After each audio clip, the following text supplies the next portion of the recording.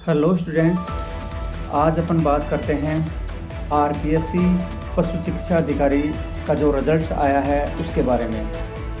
यानी आरपीएससी पशु चिकित्सा अधिकारी वेटरनरी ऑफिसर परीक्षा 2025 जिसकी एग्ज़ाम 19 अप्रैल 2020 को आयोजित की गई थी, उसका जो परिणाम है वो आ चुका है।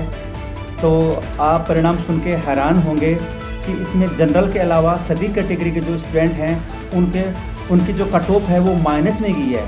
यानी मैं हमेशा बोलता हूँ कि अभी भी ऐसा वक्त है कि कई ऐसे फील्ड हैं जिनमें बेरोज़गारी बहुत ही कम है। यानी जिन्होंने भी वेटरनरी कर रखी है 5 साल का कोर्स, तो उनकी जो एग्ज़ाम लगी उसमें स्टूडेंट के माइनस मार्किंग वालों का भी चयन हुआ है। ठीक है, तो मैं आगे पूरा बताऊंगा कि इसकी कट ऑफ क्या गई है और इसमें जो दस्तावेज सत्यापन की डेट क्या है, उन सभी के बारे में अपन चर्चाएं करेंगे। तो सबसे पहले अपन शुरू करते हैं आरपीएससी पशु चिकित्सा अधिकारी वेटरनरी ऑफिसर एग्ज़ाम 2025 जिसकी एग्ज़ाम 19/4/2026 को आयोजित की गई थी और जो 1100 पोस्टों पर वैकेंसी निकली थी और 150 अंक का पेपर था और उसमें नेगेटिव मार्किंग थी। तो जनरल कैटेगरी को छोड़कर सभी कैटेगरी जैसे एससी, एसटी, ओबीसी और पीएच और एनबीसी, इन सभी की जो अभ्यर्थी हैं उनकी कट ऑफ माइनस में गई है।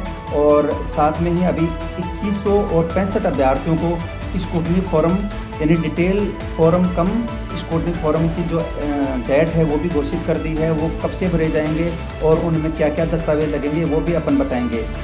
और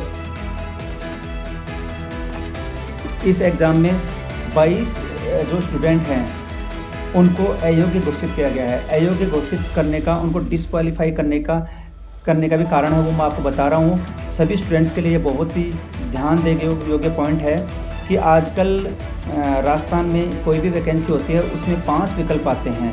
4 तो जो क्वेश्चन आता है उसके विकल्प हो गए, एक विकल्प ऐसा आता है जैसे स्टूडेंट 4 विकल्प छोड़ रहा है तो 5वां विकल्प भरना उसको कंपलसरी है ओमआर में।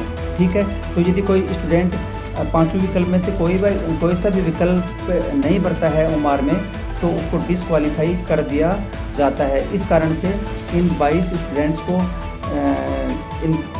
डिसक्वालीफाई किया गया है और 391 ऐसे स्टूडेंट हैं जिनका माननीय उच्च न्यायालय राजस्थान में उनका जो कोर्ट में है याचिका विचाराधीन है।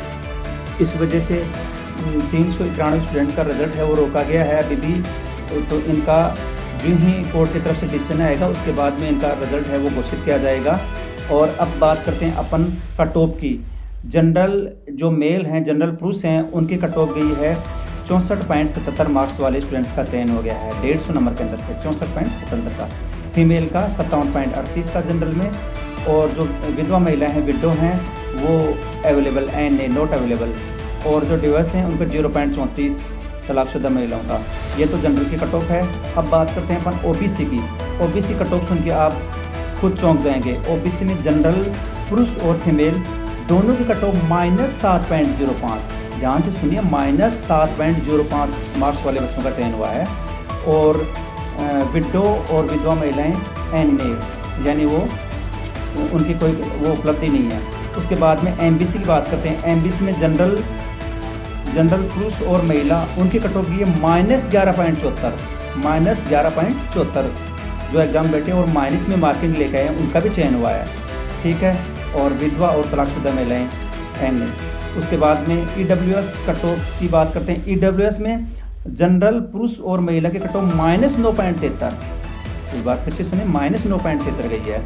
और विधवा और तलाकशुदा महिलाएं एन है। ठीक है, अब अपन बात करते हैं ऑनलाइन जिन स्टूडेंट्स का चयन हुआ है उनको डीवी के लिए ऑनलाइन आवेदन करवाया है।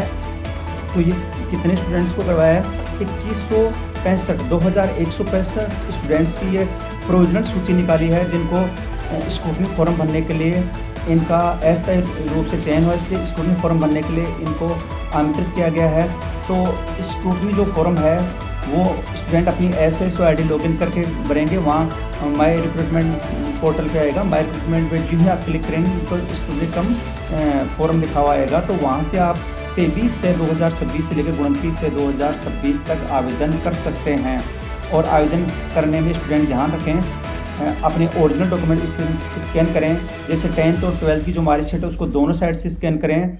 और आपकी जो वेटरनरी की जो मार्कशीट है वो वेटरनरी जो जितने भी सेमेस्टर हैं उन सभी की मार्कशीट का एक PDF बनाएं और उसको स्कैन करें। और साथ में आपकी जो डिग्री आ गई तो डिग्री स्कैन करें, डिग्री नहीं है तो प्रोविजनल प्रमाण पत्र होगा वो स्कैन करें। और अंतिम संस्था का चरित्र प्रमाण पत्र है वो स्कैन करें। और 2 चरित्र आपको अलग से बनाने पड़ेंगे। इसके अलावा आपको यदि कोई विवाहित है तो संतान संबंधी शपथ पत्र और विवाह प्रमाण पत्र बनेगा, अनमैरिड है तो अवैध शपथ पत्र बनेगा। और दहेज संबंधी शपथ पत्र लगेगा, दहेज धूम्रपान का एक ही शपथ पत्र बना लेना, वो भी स्टाम्प पेपर पे। और आजकल एक हस्तलिखित हैंड राइटिंग में प्रारूप आता है वो साइट पे दे रखा है, वो स्कैन होकर अपलोड होगा। और साथ में OBC प्रमाण पत्र और AWS प्रमाण पत्र कैटेगरी वालों के लिए, जनरल वालों को ज़रूरत नहीं है। और SC ST वालों के लिए भी कास्ट सर्टिफिकेट है। वो जो वैकेंसी थी इसकी जो लास्ट डेट थी उससे पहले का होना चाहिए, 1 साल के अंदर का। स्टूडेंट ध्यान रखें, OBC और EWS प्रमाण पत्र भर्ती की लास्ट डेट से पहले का होना चाहिए। और यदि उससे भी ज़्यादा पुराना है तो स्टूडेंट को घबराने की ज़रूरत नहीं है, एक स्टाम्प लगा देंगे OBC का तो फिर आपका मान्य हो जाएगा। और यदि आपने नया बना ले लिया तो भी आपको पुराना वाला और नया दोनों स्कैन करके लगाने हैं। और यदि किसी के स्टूडेंट को वैकेंसी की लास्ट डेट से 1 साल के अंदर का है तो उसको टेंशन लेने की आवश्यकता है, न उसको शपथ पत्र लगाने की आवश्यकता है, वो अपना OBC लगा देगा।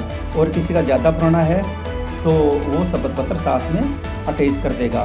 तो टोटल जो भी डॉक्यूमेंट्स हैं मैंने आपको बता दिए हैं। एक शपथ पत्र दस्तावेज संबंधित लगता है वो लगा देंगे। और इसके अलावा और भी कोई कैटेगरी सर्टिफिकेट हो स्टूडेंट वो लगा सकता है। तो ये सभी दस्तावेज लगा के आराम से स्टूडेंट फॉर्म भर दें। और उस स्टूडेंट फॉर्म भरने के बाद में लास्ट में सबमिट करने के बाद में आपसे 100 रुपये फीस मांगेगा। वो 100 रुपये फीस ऑनलाइन ही पेड करें। पहले पोस्ट ऑर्डर मांगते थे, आजकल ऑनलाइन ही फी पेड होती है। ऑनलाइन फी पेड होने के बाद में उसका फीस की प्रिंट आउट निकाल लें और 10 पेज का फॉर्म निकलेगा तो उस फॉर्म की प्रिंट आउट निकला लें। उसके बाद में लास्ट में 2 पेज का अटेस्टेशन फॉर्म निकलेगा तो उसके लास्ट में एक चरित्र प्रमाण पत्र का फॉर्मेट दिया हुआ है, उसको अटेस्टेड करवा लें स्टूडेंट और अपने सिग्नेचर करवा लें और फ़ोटो लगा के क्रॉस साइन कर लें।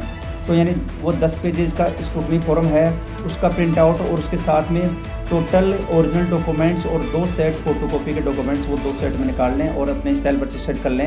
और जो ही आपको DV के लिए डेट डालें, DV के लिए आपको आमंत्रित करें, DV की डेट दें।